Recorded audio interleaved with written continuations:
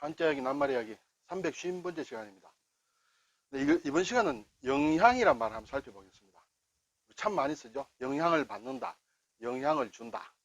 네, 우리나라 말, 한국말 쓰는 사람 치고 이 말 안 쓰는 사람 없겠죠. 네, 정말 자주 쓰는 말입니다. 이 영향이란 말이 한자 말인데 어떤 뜻이고 어디에서 어떻게 나온 말인가 한번 살펴보겠습니다. 무슨 뜻이냐 하면 이 글자는 모르더라도 그 내용은 대략 알고 있습니다. 그렇지만 글자를 제대로 알고 또 이 내용을 아는 것과 한자를 모르고 그냥 영향을 받는다, 영향이 있다, 그거하고는 조금 다릅니다. 한번 살펴보겠습니다. 네, 글자 상당히 복잡하죠. 영향, 그림자 영입니다. 울림입니다. 소리 난다, 이렇게 되겠죠. 그림자. 자, 그림자가 생기기 위해서는 볕이 있어야 되겠죠.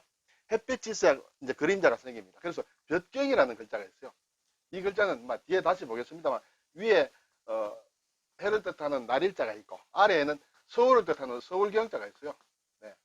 그래서 경이다 우선에 그렇게 하시고요. 트럭삼이다. 트럭삼은 어떤 문이나 어떤 뭐 색채나 이런 것을 나타내는 그런 것이거든요. 그래서 여기에서 볕에 어떤 그림자가 졌다, 그렇게 생각하시면 될 거예요. 그림자 영이다. 자, 울림이라는 것은 향이에요. 향은 상당히 복잡하지만 이 글자만 제대로 알면 좀 쉽겠죠. 소리 있습니다. 소리가 난다. 그리고 향은 시골향인데 이 글자와 시골향과 합쳐져서 또 만드는 글자가 많이 있습니다. 그래서 이 글자를 제대로 알 필요가 있다. 네, 요거 볕경이나 시골향에 대해서는 조금 뒤에 다시 좀 설명을 드리겠습니다. 어쨌든 그림자와 울림이다. 그림자와 소리. 자, 영향을 받는다는 것은 어떤 그림자에 의해서 영향을 받는다. 또 소리에 의해서 영향을 받는다는 것이에요. 영향을 받는다는 것은 뭔가 내가 반응을 한다는 것이죠. 그림자가 싹 비치는데 내가 반응을 한다. 이거 뭐지? 그리고 또 어떤 소리가 났다. 어떤 소리가 났을 때, 이거 무슨 소리야? 이렇게 반응을 하는 것이 영향입니다. 그런 것을 내가 받는 것, 또는 내가 그런 영향을 주는 것, 이렇게 생각할 수 있겠죠. 자, 우선에 그런 글자예요. 조금 더 자세히 볼까요? 이것은 어디에서 나왔느냐면 목계라는 것에서 나왔습니다. 목계와 관련된 그런 것입니다. 목계는 어제, 정확하게 얘기하면 다시 읽는 고사성어 21번째 시간에 목계양도 또는 목계지득이라는 말씀을 제가 드렸습니다. 거기에 나오는 목계입니다. 그 고사성어와 관련이 된다, 이렇게 보시면 되겠습니다. 나무로 깎은 닭입니다. 제대로 된 싸움닭은 이렇게 경거망동하지 않고 성을 막 내지 않고 지그시 있으면 상대방 싸움닭이 오다가 겁이 나서 도망간다. 그래서 사람이 아주 완성된 인격체를 목계라고 한다, 이런 말씀을 드렸습니다. 네, 목계와 관련된 것인데 어디에서 나왔을까? 그렇죠? 네, 이것은 이제 투계죠. 닭이 싸우는 것이에요. 목계라는 것도 결국은 최고의 싸움닭의 상태인데 누가 이길지 그거는 목계의 상태가 돼야 된다, 이렇게 되겠죠. 혹시 목계 양도라든지 목계지덕을 듣지 못하신 분은 다시 읽는 고사성어 21번째 스토리를 한번 봐주시면 감사하겠습니다. 자, 여기에서 이제 영향이라는 것이 나왔다. 우선에 목계에 대해서 간단히 설명을 드리면 장자의 달생편에 나왔다. 그리고 주나라의 선왕 때의 일이다. 어제 제가 제나라 왕이라고 말씀을 드린 것 같은데 사실 자료를 보니까 제나라도 있고 주나라도 있는데 아마 주나라의 선왕 때가 맞는 것 같습니다. 기성자란 사람이 있었는데 싸움닭을 잘 기르는 명인이다, 이렇게 되겠죠. 그런데 선왕이 이렇게 싸움닭을 만들기 위해서 기성자라는 사람에게 이 싸움닭을 만들어 보라, 이렇게 했는데 열흘마다 이렇게 4번이나 묻습니다. 야, 이제 완성이 됐느냐? 제대로 싸움닭을 만들었느냐? 이렇게 합니다. 그랬을 때 처음에는 열흘 지나고 묻습니다. 왕이 기성자에게 이제 됐어? 그러니까 아닙니다. 닭이 지금 아직 너무 교만합니다. 이미 뽑혀왔을 때부터 씨알이 좀 달랐겠죠. 상당히 괜찮은 닭을 갖다 줬을 거예요. 그래서 한 열흘 정도 훈련시키면 되겠다 했는데 열흘까지 안 된다 이거예요. 교만하다. 왜냐하면 제 나름대로 닭 자신도 내가 괜찮은 닭으로 왕한테 뽑혀왔는데 그래서 교만이 잔뜩 들어있었겠죠. 그래서 첫 번째 물으니까 교만해서, 아직 교만해서 안 됩니다. 교만한 닭은 싸움을 나갈 수 없는 모양입니다. 두 번째는 조급하다. 닭이 너무 조급해. 상대방 닭이 조금만 움직여도 싸우려고 하고, 뭔가 상대방 닭이 조금만 소리를 내도 움직이려고 하고, 이렇게 조급하다. 세 번째 묻습니다. 아직 안 됩니다. 아직도 너무 공격적이다. 아직도 내가 괜찮은 닭이다라고, 괜찮다, 아주 상대방 닭이 오면 정말 공격하려고 하는 공격성이 있다. 그래서는 안 된다. 너무 교만하거나 조급하거나 공격적이어서는 진정한 싸움 닭으로서의 최고를 차지하기는 부족하다는 그런 얘기였죠. 네 번째 묻습니다. 40일 만에. 이제는 어떠냐 하니까, 이제는 됐습니다. 이제는 거의 닭이 나무로 만든 닭처럼 움직이지도 않습니다. 꼼짝도 않습니다. 상대방 닭이 쳐들어올려 해도 꼼짝도 않고 있습니다. 그때 바로 진정한 싸움 닭의 최고봉이 올랐다. 이런 얘기가 되겠죠. 그것이 바로 목계양도, 목계지득이라는 얘기였습니다. 여기서 나온 얘기인데, 자, 그러면 그것과 영향이 어디에서 관계되느냐? 여기에서 관계가 됩니다. 닭이 조급해. 자, 첫 번째 물으니까 닭이 너무 교만해서 안 된다. 두 번째 물으니까, 자, 상대방 닭이 조금만 이렇게 씩 비쳐 지나가도 이 닭이 반응을 하는 거예요. 반응을 한다. 그림자만 지나가도 반응을 해요. 그리고 소리만 내도 반응을 합니다. 그래서 너무 조급하다. 그것이 여기서 나온 것이 영향이라는 말입니다. 영향. 자, 여기에서는 보면 사실은 향경이라는 말로 나옵니다. 향하다는 뜻이고, 경은 이제 볕경입니다. 결국 이 향하다는 것은 소리를 뜻하고, 이 경이라는 것은 그림자를 뜻합니다. 그래서 이 영향이라는 말로 대체가 되면서 다른 것에 작용을 미쳐 반응이나 변화를 주는 것이다. 상대 닭이 조금만 움직여도, 그림자만 비춰도 반응을 한다. 그리고 상대방 닭이 소리만 좀 내도 반응을 한다. 그것이 영향이에요. 외부의 조건에 의해서 내가 어떤 느끼는 반사적인 행동을 하는 것이, 반응을 하는 것이 영향이다. 영향을 준다, 영향을 끼치다는 말이 바로 목계양도, 목계지득에서 나온 얘기다라는 것을 제가 말씀을 드리겠습니다. 자, 영향을 쉽게 받으면 안 되겠죠. 그것은 결국 조급하다는 것을 뜻하는 것이 되겠죠. 여기에서 말을 본다면. 그래서 우리가 좋은 영향을 받지 않을 수는 없겠지만 너무 쉽게 영향을 받는 것, 그것은 좋지 않다.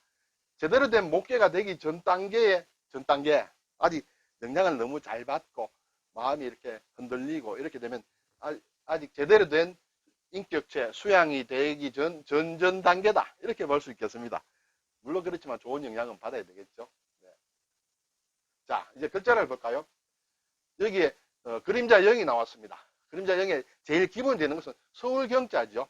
네, 서울경자를 보셔야 돼요. 우리가 많이 볼 수 있는 눈에 띄는 글자입니다. 옛 글자는 이렇습니다. 이것을 사람들은 어떻게 해석을 하느냐 하면 큰 성문의 모양이다. 서울이라는 것은 수도에 들어간다는 것은 딱 들어갔을 때 큰 이렇게 문이 있다. 막 이렇게 옛날 사람들은 생각을 했는 모양입니다. 그래서 이러한 큰 문이 있는 것을 서울이라 한다. 서울. 그리고 이 문이 뜻하는 것은 크다는 것을 뜻한다. 이렇게 되겠죠. 노풀고자하고 좀 비슷하게 생겼습니다. 노풀고자는 이렇게 되겠죠. 이렇게 되는데 여기 서울경은 조금 모양이 다르다. 자, 이제는 이 서울이라는 것, 서울경이라는 것은 크다는 뜻을 가집니다. 서울이라는 뜻도 물론 가지지만 다른 글자하고 이렇게 섞었을 때 좀 크다는 의미를 많이 가진다. 그래서 이것은 큰 망루, 큰 문 위에 올라가서 이렇게 사방을 내려다본다. 그것이 볕이다. 또는 뭐 햇볕이 이렇게 대궐의 큰 문 위에 비친다. 이렇게 봐도 되겠죠. 그렇게 볕이 있으면 그림자가 진다. 그림자 있다. 그래서 그림자 0이다. 자, 이것은 또 우리가 깨닫는다 하는 동경을 한다든지 뭐 이런 것인데 이것은 볕경에다가 마음심이다. 깨닫는다. 이런 정도가 되겠죠. 고래도 우리가 경이라고 합니다. 그렇죠? 고래 잡는 배를 포경선이라고 하죠. 그래서 여기도 발음이 들어갑니다. 고래는 상당히 큰 물고기죠. 물고기입니다. 그래서 크다는 뜻을 가진 서울경자를 넣어서 고래경이 된다. 이렇게 되겠죠. 자, 이제 시골형자 상당히 복잡한데 저 글자를 한번 뜯어보겠습니다. 자, 이런 가운데 이런 모양이 있습니다. 흰백자 아래에 비수비가 있죠. 이것은 밥을 담는 식기의 모양이다. 이렇게 되겠습니다. 흰백자는 만신쌀밥이라고 생각하셔도 되고요. 비수비는 원래 보통 숟가락 이런 걸 뜻하기도 합니다만 여기서 그릇으로 생각을 하면 되겠습니다. 자, 여기에서 사람이 이렇게 하나 있다. 이렇게 되면 곧 이제 밥을 먹으려는 것이다 해서 곧즉입니다. 즉시 할 때. 그렇죠? 병부절은 사람이 이렇게 무릎을 꿇은 모양이다. 이렇게 되겠죠? 자, 여기 비슷한데 이 모양에 여기 다시 또 사람이 있다. 이래 되면 이제 우리가 경이라고 합니다. 경은 무엇이냐면 벼슬을 가진 사람, 공경 내부할 때 경이 되겠어요. 밥을 서로 두 사람이 밥을 먹으면서 나란 일을 논한다. 뭐 이렇게 해석들을 하기도 합니다. 그리고 이제 여기서 모양이 조금 변한 것이, 모양은 좀 변했지만은 사실은 해석한 데 이제 몇 사람들이 좀 다릅니다만은, 여기에서 이 오른쪽 우부방 그리고 이쪽 부분도 다 사람의 모양으로 생각하는 경우가 있습니다. 그래서 두 사람이 모여서 밥을 먹는다. 같이 밥을 먹는 것은 고향 사람이다 해서 고향이다. 그래서 시골이다. 뭐 이렇게 해석을 하기도 합니다. 달리 해석하는 사람도 물론 좀 있습니다만 그 정도 알아서도 괜찮으시라 생각이 되고요. 그래서 시골은 고향할 때도 쓴다. 자, 이제 이 향자를 알면 다른 많은 글자들을 알 수가 있겠죠. 여기에 소리 음자가 들어간다. 자, 여기는 사람이 밥을 먹으니까 잔치를 한다고 볼 수 있겠죠. 그래서 잔치하는데 소리가 들린다. 풍악이 울린다. 그래서 울림향이다. 이렇게 되겠습니다. 음향이다. 음향시설을 할 때 이렇게 됩니다. 그리고 또 정말 밥식자가 들어가게 되면 또 먹는 걸 강조해서 이제 잔치한다. 잔치할 향이다. 우리가 향연을 베푼다. 이렇게 되겠죠. 네, 향연을 베푼다. 뭐 영어로 얘기하면 심포지엄이라고도 합니다. 그리고 심포지엄을 한다는 것은 같이 밥 먹으면서 하는 모양이에요. 네, 향연이다. 잔치연이에요. 자, 오늘 저기 나오는 영향과 관련해서 향 쪽에는 이것은 원래 목계 양도에서는 사실은 이 글자가 나옵니다. 향할 향으로 나오는데, 이것은 우리가 향할 향은 일반적으로 이것을 향할 향이라고 하죠. 여기에다가 시골 향을 한 것도 향할 향이다. 향도란 말을 좀 가끔 듣습니다. 향도는 어떤 길을 안내하는 사람이다. 이렇게 되겠죠. 우리가 학교 다닐 때 예를 전에 교련 시간이라든지 이런 데 보면 대열을 이렇게 사열 종대라든지 쫙 섰을 때 왼쪽 기준, 예를 들어서 향도 왼쪽 기준으로 해서 나간다든지, 또는 뭐 여러 가지 어떤 대열을 이끌어 나가는 사람은 향도라고 합니다. 네. 자, 글자가 상당히 어려운 글자입니다.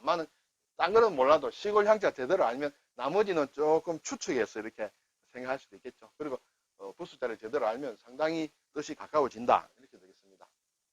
자, 오늘 영향이라는 말씀을 드렸는데, 이것은 목계지들 그리고 목계양도에서 정말 훈련을 싸움닭으로, 최고의 싸움닭으로 거듭나는 과정에 있어서 이렇게 조급하지 않는, 어떤 상대방이 이렇게 움직이더라도 나는 가만히 있는다. 상대방이 움직인다고 해서 나도 따라 움직이고, 물론 경우에 따라서는 그래야 될 경우가 많이 있겠죠. 상대가 움직일 때 나도 움직여서 대응을 해야지. 물론 그런 것도 있겠습니다만, 전체적으로 봤을 때 상대가 움직이더라도 나는 움직이지 않는다. 상대가 어떤 소리를 내도 움직이지 않는다. 영향을 받지 않는다는 것이 그림자와 소리에서 나오는데, 이것이 이러한 고사성어와 관련이 있는 것이다. 그렇게 말씀을 드리고, 다시 있는 고사성어 21번째를 다시 좀 참조를 하셨으면 좋겠습니다. 감사합니다.